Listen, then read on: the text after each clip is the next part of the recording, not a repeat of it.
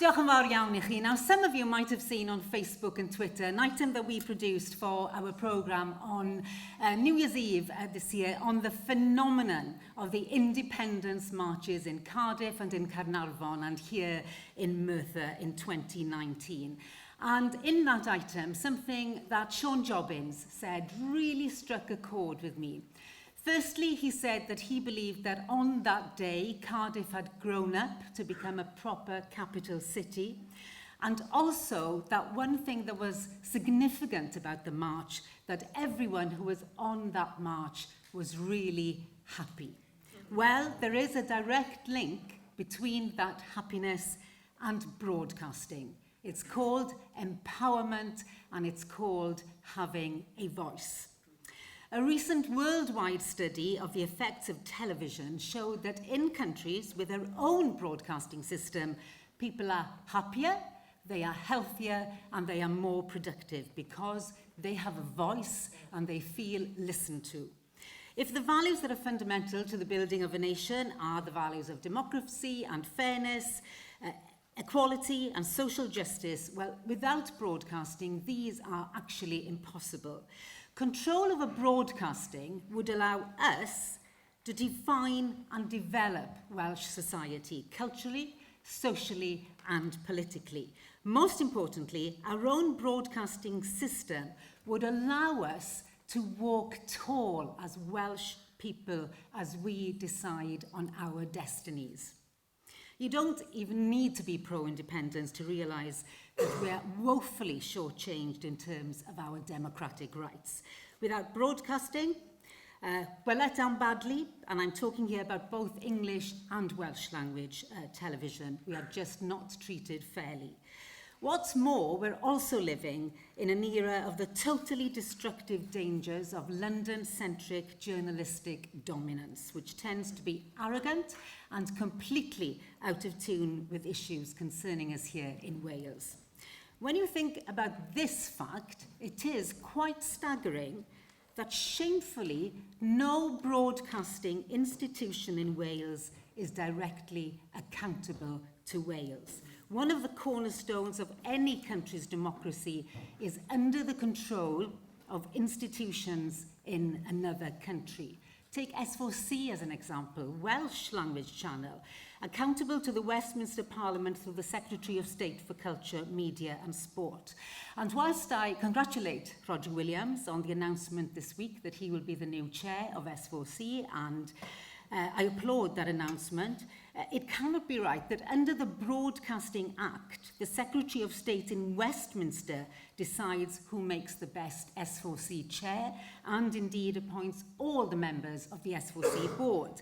He previously might never even have been to Wales. They decide in London who might be appropriate for us. Now, changing this system, I think, is simply a matter of self-confidence, self-belief, and most of all, self-respect. How on earth do we allow others to treat us in such a demeaning manner? Now, there are challenges, of course, and the future is changing, and it is changing quickly. Now, before the Scottish independence referendum in 2014, Gordon Brown warned the Scots that they faced losing EastEnders, Strictly, Doctor Who, Match of the Day, if they dared to vote no. Well, he can't threaten that one anymore. That content is now easily accessible. The landscape of television is changing and changing rapidly. The BBC itself will be lucky to survive Boris Johnson.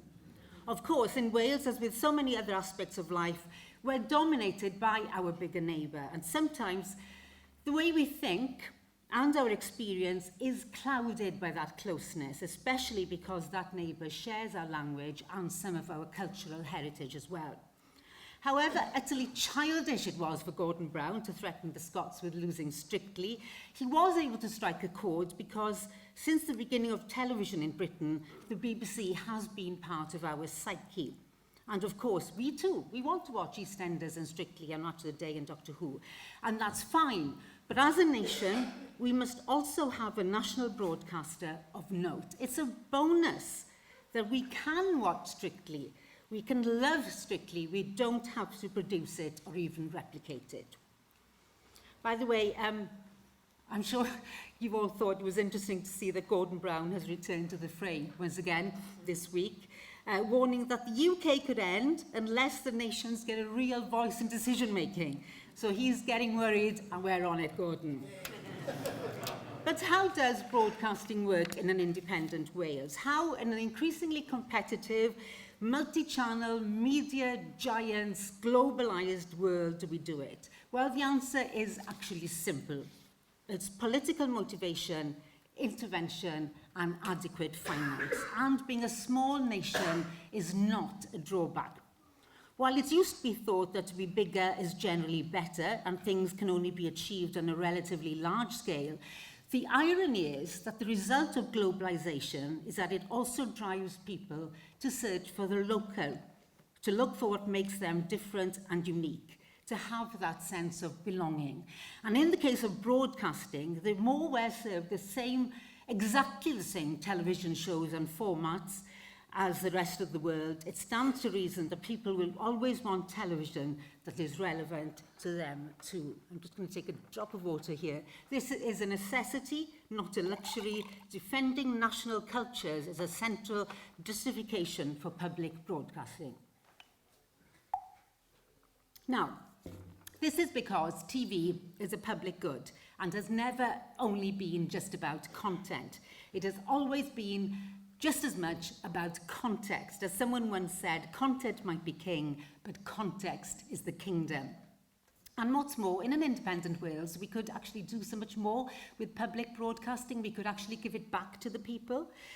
It paid for all of us in some way or other. You could take the content and repackage it for use locally, in a different language, for a different demographic. My vision is of an independent Wales where broadcasting rights would become the people's rights. I'm going to just touch quickly on the economic power of broadcasting. There are economic opportunities, of course. For example, Bad Wolf is producing amazingly globalized, recognized productions from its studios in Cardiff Bay, such as Discovery of Witches and his Dark Materials with the BBC. And obviously, an independent Wales would want to ensure that top-rated companies like that would be given every economic advantage to stay in Wales, employing lots of local people as they do. But an independent Wales government could also ensure that the broadcasting economy works better for all of Wales, less Cardiff-centric than it is now. In my company, Tinopolis, we are aware of being an important business, both cultural and economic, in a deprived area like Llanelli. The new BBC in Central Square is fantastic for those coming off the train from other parts of the UK to see the Wales BBC outpost and to visit it. But marvellous as it is, it didn't have to be in the centre of Cardiff. And in independent Wales, you could choose to have your broadcasting centre here in Merthyr or Tredigga or Blaenau Gwent, part of a greater economic growth for all of Wales, instead of ignoring the lack of jobs and opportunities and deprivation in so many parts of South East Wales. But what do we get? What do we get from the BBC? And I'm sorry, but I do find this really sad. We get a portrayal of that deprivation in the Tuckers, and that's what we call comedy. And thank goodness for Connor with a G on Love Island.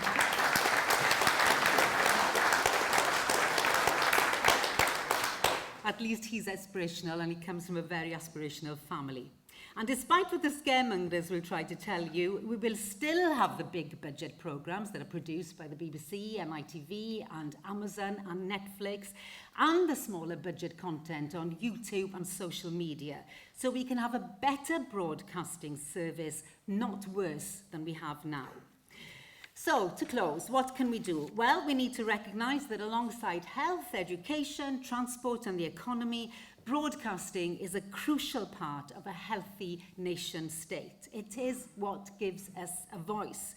It has always been a strange phenomenon in Wales that when the issue of devolving broadcasting from Westminster has been raised, there's been this fear that the people of Wales would demand that television money would be spent on hospitals, on schools, not television, especially Welsh television, well, that is missing the point entirely on the importance of that any self-respecting, independent country gives to broadcasting as part of a healthy democracy.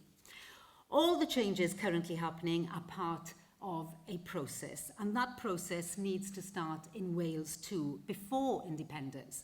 I would urge you all to read the document that has been produced by the Welsh Language Society and Devolving Broadcasting to Wales, and as it happens, the Senedd is currently looking into whether broadcasting should be devolved to Wales. They are inviting people to respond, so please take a look on the website at what other people have said and join in as well. It is the path to a greater self-confidence. Devolving broadcasting now to Wales would at least give the Welsh Government some powers to monitor all the important regulatory developments that are happening now, and to have responsibility for broadcasting at a time when it is so important that the needs of Wales are considered as diligently as the needs of the people in England. We deserve the same fairness and level of democracy that other people just take for granted.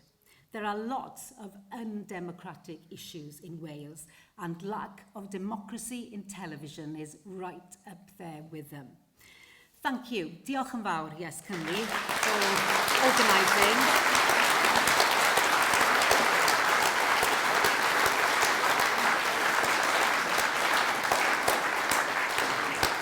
Just a short sentence to close as I thank YesCymru for organising these really, really important discussions. The blood is draining out of British identity at the same time as we're being struck by a tide of globalisation.